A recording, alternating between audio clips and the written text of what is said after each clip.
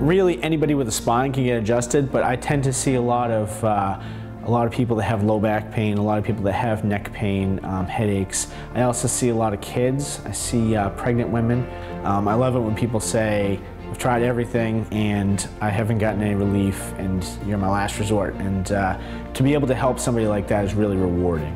Nobody's hopeless. There's always a chance for everybody to feel better than they do.